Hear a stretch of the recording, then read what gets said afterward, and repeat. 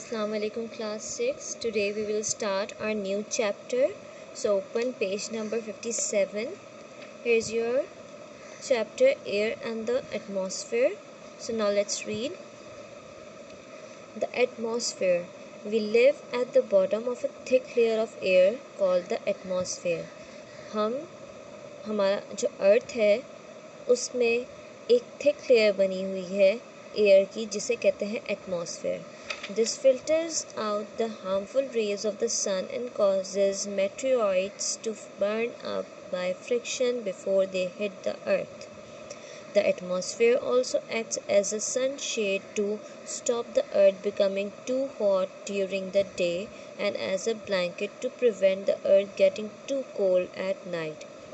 Atmosphere क्या करता है? सन के हार्मफुल रेज से हमें प्रोटेक्ट करता है, प्लस वो सन की जो इतनी तेज़ शुआएं होती हैं उससे आपके अर्थ को प्रोटेक्ट करता है ताकि अर्थ बहुत ज़्यादा दिन के टाइम पे गर्म ना हो जाए और रात के टाइम पे बहुत ज़्यादा एक्सट्रीम ठंडा ना हो जाए.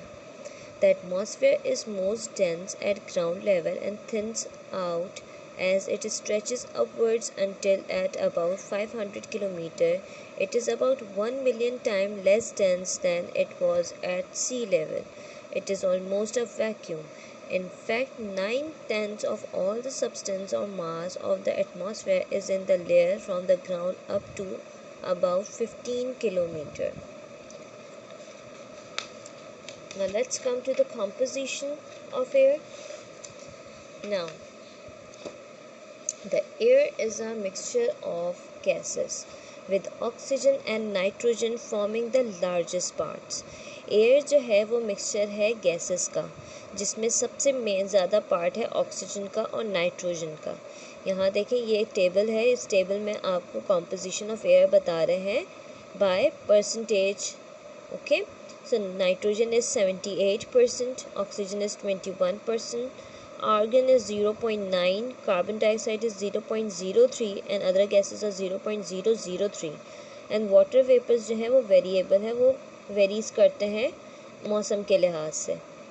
The composition of air is roughly the same all over the world. The main differences from place to place are in how much water vapor, smoke or dust the air contains.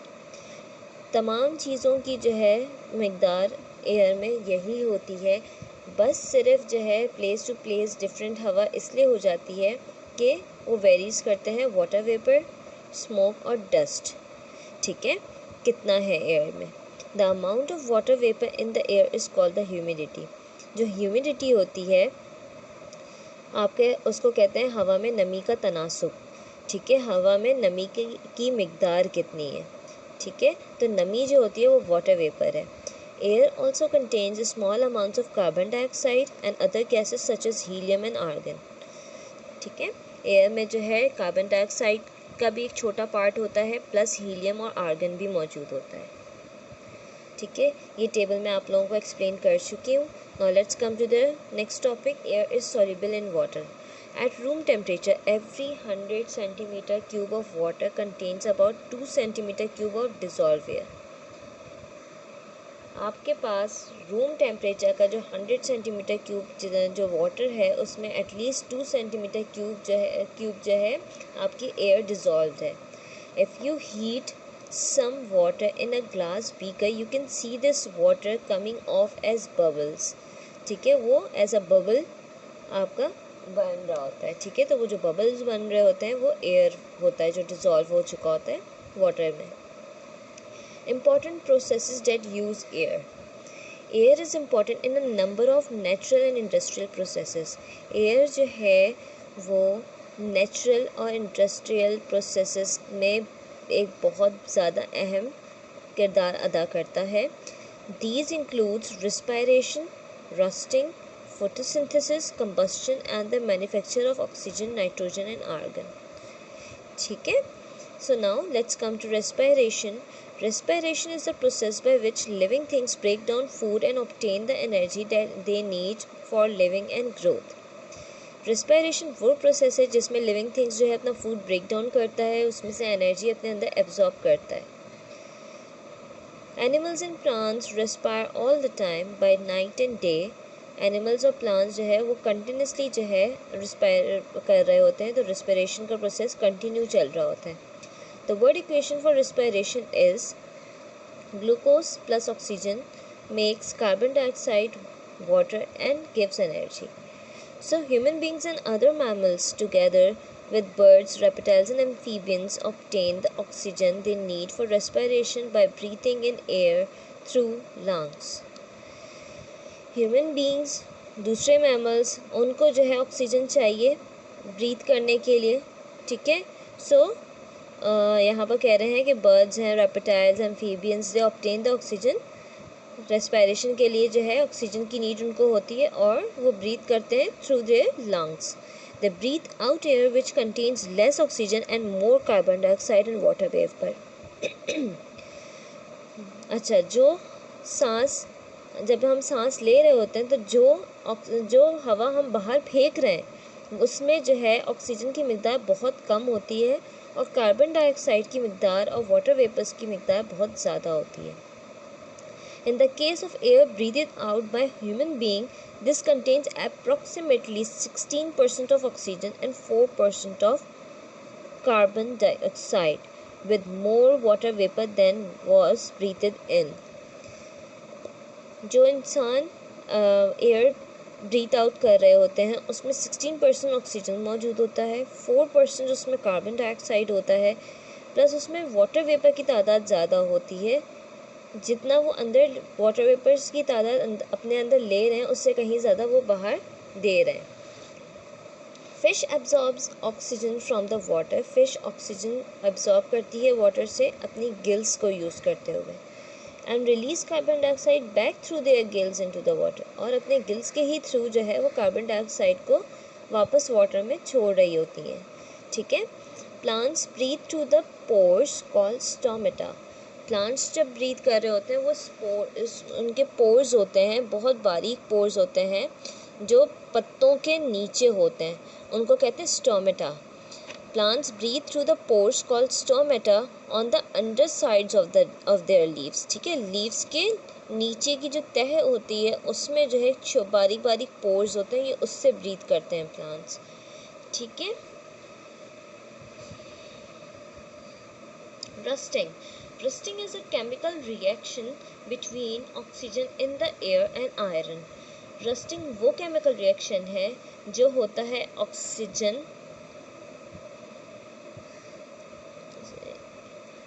जो air में मौजूद है और iron के बीच में। So rust is a form of iron oxide, क्योंकि जब iron और ऑक्सीजन दोनों आपस में कंबाइन होते हैं तो वो फॉर्म करते हैं iron oxide. Water is also required for this process.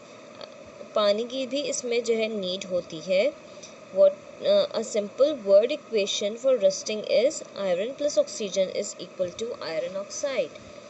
Photosynthesis. Photosynthesis is a process used by plants to convert carbon dioxide gas and water into glucose using sunlight energy. सबको पता होगा कि फोटोसिंथेसिस प्रोसेस वो process है जिसमें plants जो है convert करता है कार्बन डाइऑक्साइड और वाटर को ग्लूकोज में सनलाइट यूज़ करते हुए अपना फूड बनाने के लिए। Oxygen is release in the air as a waste product of this process. क्योंकि प्लांट्स को कार्बन डाइऑक्साइड की नीड ज़्यादा होती है तो वो कार्बन डाइऑक्साइड को एब्जॉर्ब करते हैं हवा से और ऑक्सीजन को रिलीज़ कर देते हैं एज अ वेस्ट प्रोडक्ट, सही है।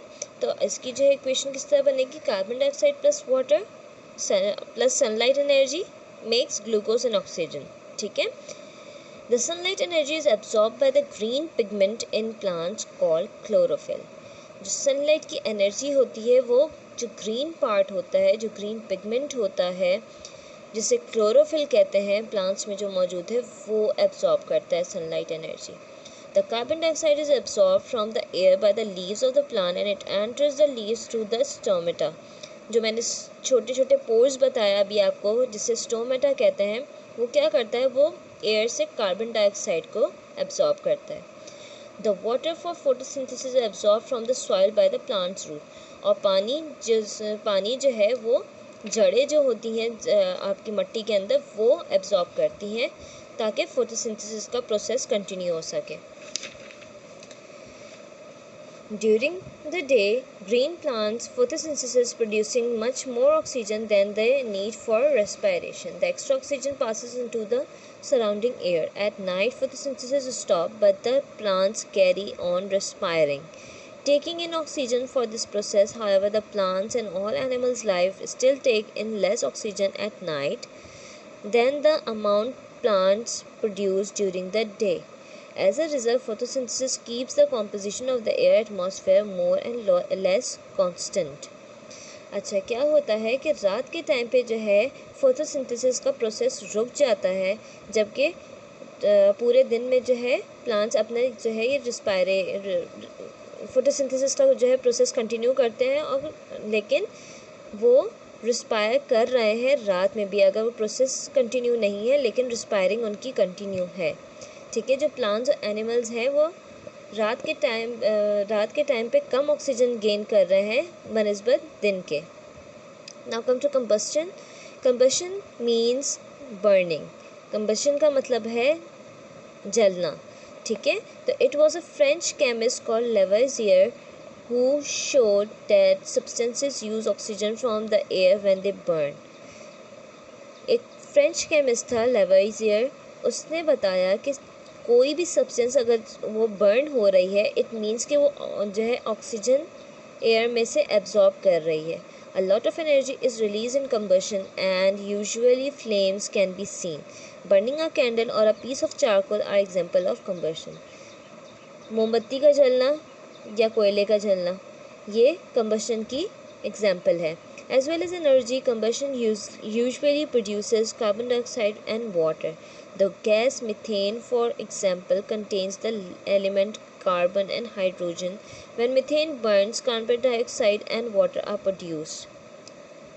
जब मीथेन बर्न होता है, ठीक है, ऑक्सीजन को एब्जॉर्ब करते हुए, तो क्या प्रोड्यूस करता है? कार्बन डाइऑक्साइड और water.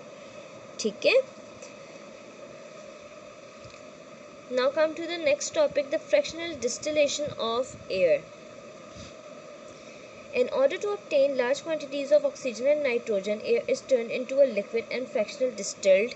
The air is filtered to remove any dust and is then cooled and compressed until it reaches minus 200 degrees Celsius. While the air is being cooled, the water vapor condenses and is removed by special filters. Carbon dioxide freezes at minus 79 degrees Celsius and is removed. Oxygen turns into a liquid at minus 183 degrees Celsius and nitrogen at minus 196 degrees Celsius. अच्छा जी, अगर आपने large quantity of oxygen और nitrogen obtain करना है, then air को liquid में convert करना होता है थ्रू फ्रैक्शनली डिस्टिलेशन। ठीक है, इसमें क्या होता है कि तमाम डस्ट जो है फ़िल्टर के थ्रू रिमूव हो जाता है, उसके बाद उसे कूल किया जाता है, कंप्रेस किया जाता है एट माइनस 200 डिग्री सेल्सियस। ठीक है, क्या होता है, एयर जो है वो कूल डाउन होता है, इसमें वाटर वेपर्स कंडेंस हो जाते हैं और फिर उसके बाद स्पेशल फिल्टर्स के थ्रू रिमूव कर दिए जाते हैं। इसमें इस एयर में जितनी भी कार्बन डाइऑक्साइड होती है वो माइनस 79 डिग्री सेल्सियस पर फ्रीज़ हो जाती है। ठीक है, उसके बाद जो है ऑक्सीजन लिक्विड में टर्न हो जाता है और माइनस 183 डिग्री सेल्सियस पे लिक्विड में टर्न हो जाता है, और नाइट्रोजन जो है वो माइनस 196 डिग्री सेल्सियस पर लिक्विड में टर्न हो जाता है। ठीक है, the liquid air passes into the warm bottom of a fractionating column. It only takes the slightest warming for the liquid nitrogen to boil at the bottom of the column. The nitrogen rises to the top and is piped off and stored. Liquid oxygen collects at the bottom of the column and is piped off and stored. Since argon has a boiling point very near to that of oxygen, a second fractionating column is used to separate argon from oxygen. Argon को oxygen से separate करने के लिए जो है दूसरा fractionating column use करना पड़ता है, क्योंकि आर्गन का ऑलमोस्ट बॉइलिंग पॉइंट उतना ही है जितना ऑक्सीजन का है। Now let's come to the properties of gases in the air. Gases are not as easy to study as solids or liquid. Solid और लिक्विड को स्टडी करना जितना इजी है उतना इजी नहीं है गैसेस को स्टडी करना, क्योंकि ये इनविजिबल होते हैं, हमें नज़र नहीं आते. Often they are invisible, they are difficult to keep as they quickly find their way out of tiny holes and cracks. और इनको जो स्टोर करना भी बहुत मुश्किल होता है, क्योंकि ये जो है अगर इनको छोटी सी बारीक सा होल भी मिल जाए तो वो उसमें से भी जो है पास आउट कर जाते हैं. Yes, as we will see, gases are very important. Here are the properties of the main gases present in air. अब हम उन gases के बारे में पढ़ेंगे जो air में मौजूद हैं. Nitrogen. Nitrogen makes up about 4/5 or nearly 80% of the air by volume. Nitrogen जो है 80% air बनाता है वॉल्यूम के लिहाज से. It is a colourless gas, इसका कोई कलर नहीं है. Which does not have a smell, smell भी नहीं है. It does not support life और कंबस्शन, लेकिन ये जो है कंबस्शन और लाइफ को सपोर्ट नहीं करता. ठीक है, ये आपके सांस लेने में सपोर्ट नहीं करता, ये बर्निंग में आपको सपोर्ट नहीं करता. It is generally an inert और unreactive gas, although it does form a number of oxides. Nitrogen is manufactured by the fractional distillation of liquid air. It is used to make ammonia. Ammonia gas बनाने में भी इसका इस्तेमाल किया जाता है. For this, nylon and other artificial fibers and also fertilizers are made. Ammonia is also converted into nitric acid, which is used for making dyes, explosive fertilizers and many other useful chemicals. Ammonia gas जो है nylon और artificial fibres बनाने में, fertiliser, ये सब बनाने में use होता है. जबकि फिर अमोनिया को कन्वर्ट किया जाता है नाइट्रिक एसिड में, जो डाइस वगैरह बनाने में, एक्सप्लोसिव्स बनाने में और दूसरे केमिकल्स बनाने में यूज़ हो रहा होता है. Liquid nitrogen has a boiling point of -196 degree Celsius and is use for cooling materials to a very low temperature. Nitrogen occurs naturally in compounds such as proteins and nitrates. Nitrogen जो है usually compounds की सूरत में अकर करते हैं, like proteins and nitrates. Now let's come to the next, oxygen. Oxygen is the most abundant element on earth. It makes up about 21% of the air by volume. ये सबसे most abundant gas है और ये 21% of air जो है आपके air में, मतलब 21% मौजूद है. The earth also has an ozone layer.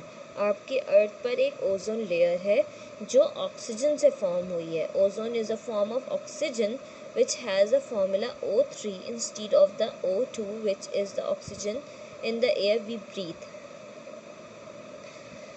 Oxygen occurs in water and is also an important part of the material which makes up the earth crust. Sand, for example, is silicon oxide. Oxygen is a colorless gas which does not have a smell. It is slightly denser than the air and it is slightly soluble in water. Oxygen is manufactured by the fractional distillation of liquid air. Oxygen gas जो है वो आपकी हवा से, normal हवा से भारी होती है, हैवी होती है, और इसके अलावा जो है ये वाटर में जो है डिज़ोल्व हो जाती है. ठीक है. It is used in the manufacture of steel. Steel की मैन्युफैक्चरिंग में यूज़ होती है. In oxy acetylene cutting and welding of metals. Oxy acetylene use किया जाता है वेल्डिंग और कटिंग के लिए मेटल्स की, तो उसमें भी जो है ऑक्सीजन यूज़ होता है. And in breathing apparatus for diving. और जितने भी ब्रीथिंग अपैरेटस हैं उसमें होता है. फायर फाइटिंग के लिए जो है यूज़ होता है. हॉस्पिटल्स में यूज़ होता है. It is use as a fuel in rocket. Oxygen is also use as a fuel in rocket. In the laboratory, you can tell that a gas is oxygen because it will make a glowing wooden splint burst into flame. Oxygen is very reactive and is involved in many important processes. ठीक है, यहाँ पर 5 processes के बारे में बता रहे हैं. सपोज नंबर 1 है rusting. Rust is a form of iron oxide which is formed from iron, oxygen and water. Rusting वो जो है आपका प्रोसीजर है जिसमें जो है आयरन, ऑक्सीजन और वाटर के साथ जब कंबाइन होता है, जब उसका रिएक्शन होता है तो रस्टिंग होती है. रस्टिंग जंग लग जाना. ठीक है. जब जंग लगता है तो क्या होता है कि आयरन, आपका लोहा, ठीक है, हवा में ऑक्सीजन मौजूद है, लोहे पे पानी गिरा, ऑक्सीजन से उसका रिएक्शन हुआ, आयरन पे जंग लग गया, लोहे पे जंग लग गया, ठीक है। Combustion, oxygen supports combustion. Combustion मैंने पहले ही बताया कि जलने को बोलते हैं, आग लगने को, फ्लेम जो होती है उसको बोलते हैं, ठीक है। तो ऑक्सीजन इसको बहुत ज़्यादा सपोर्ट करता है। जहाँ ऑक्सीजन मौजूद नहीं होगा वहाँ पर आपकी बर्निंग का प्रोसीजर नहीं होगा।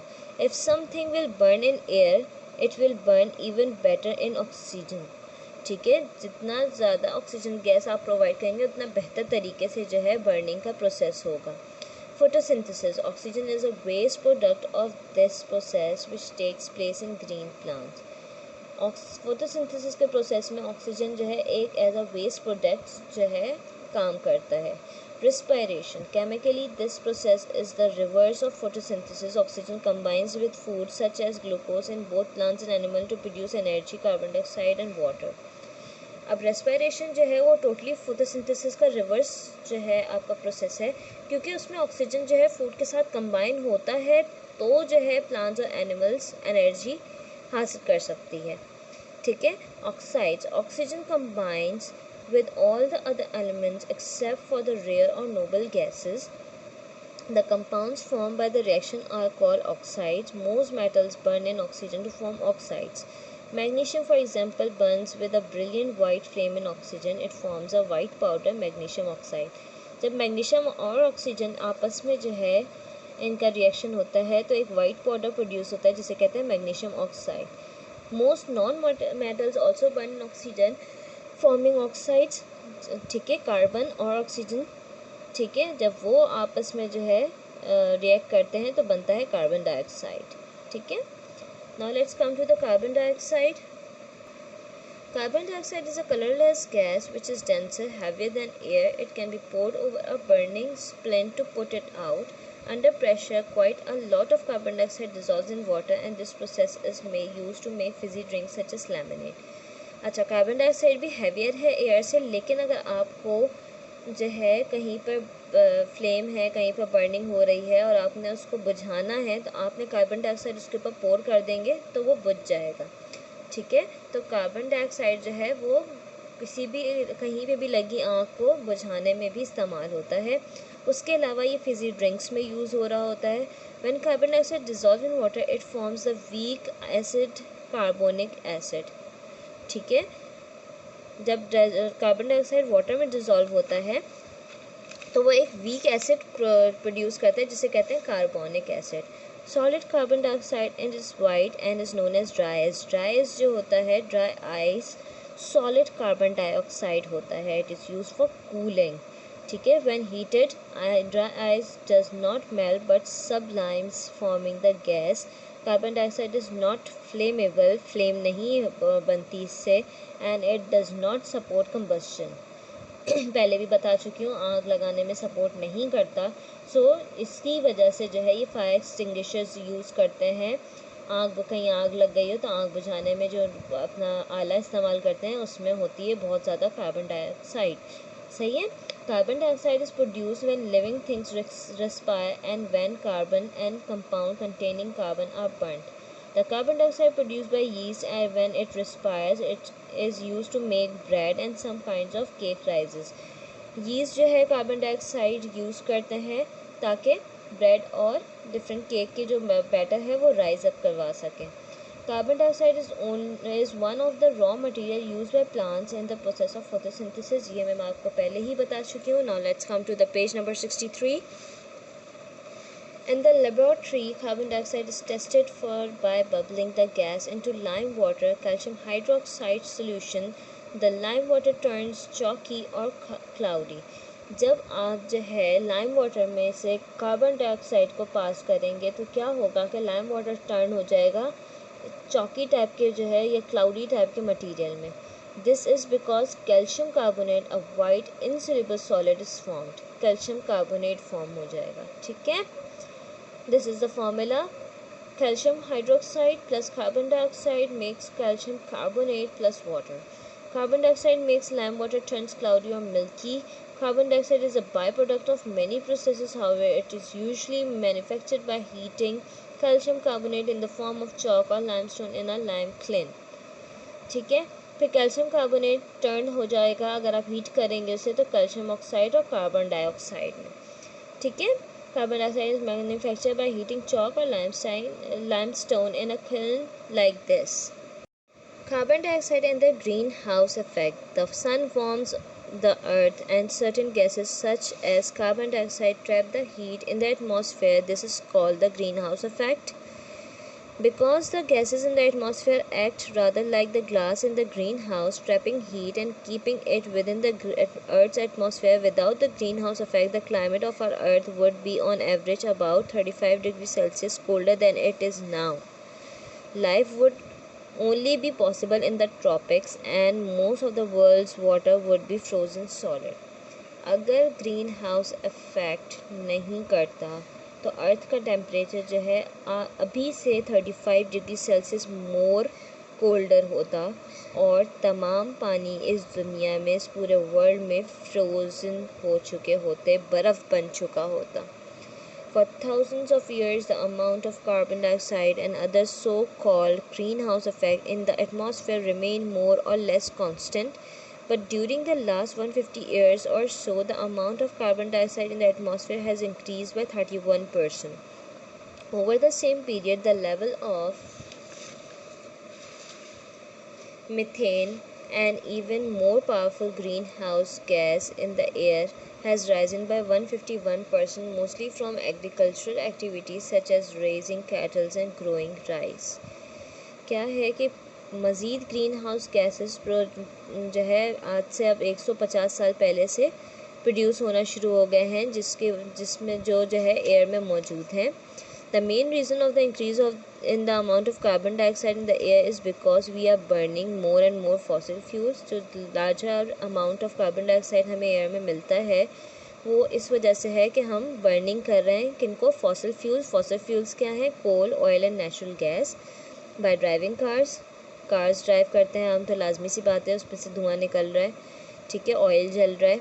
Using electricity from power plants that burn fossil fuels or heating in our homes with wood, coal, oil or natural gas, we release carbon dioxide and other heat-trapping gases into the atmosphere.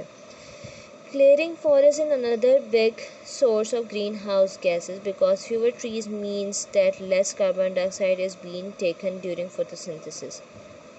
Main जो है एक और चीज़ है जो है forest के clearance जो है ग्रीन हाउस गैसेस को बहुत ज़्यादा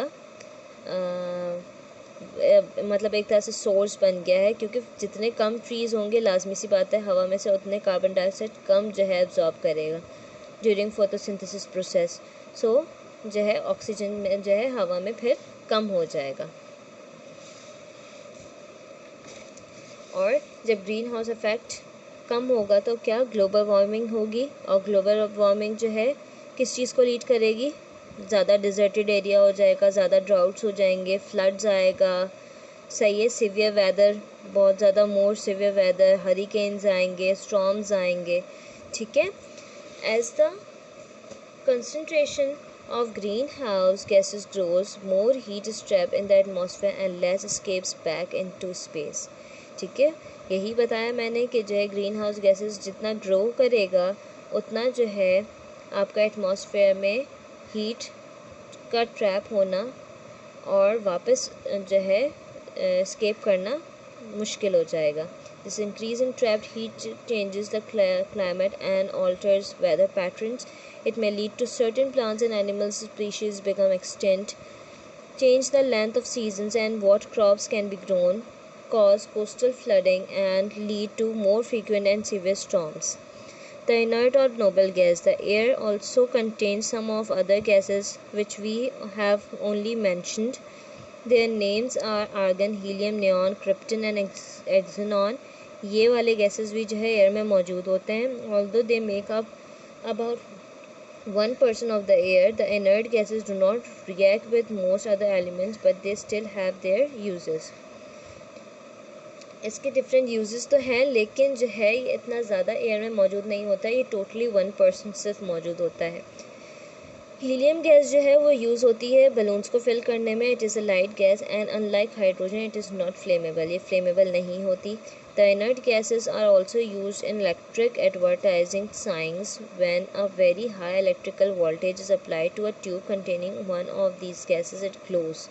each gas gives a different coloured light. ये जितने भी गैसेस हैं ये सब जो है अलग अलग कलर की लाइट्स देते हैं। अगर आप इसको ट्यूब में फिल करके उनको हाई इलेक्ट्रिकल वोल्टेज इन पे अप्लाई किया जाए तो सब में से अलग अलग लाइट प्रोड्यूस होगी। Because it does not combine with anything, argon is use in making electric light bulbs.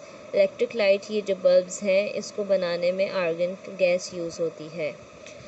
ठीक है, आई होप आप लोगों का कोई ये चैप्टर समझ में आ गया होगा। ये चैप्टर आप लोगों का कंप्लीट हो गया।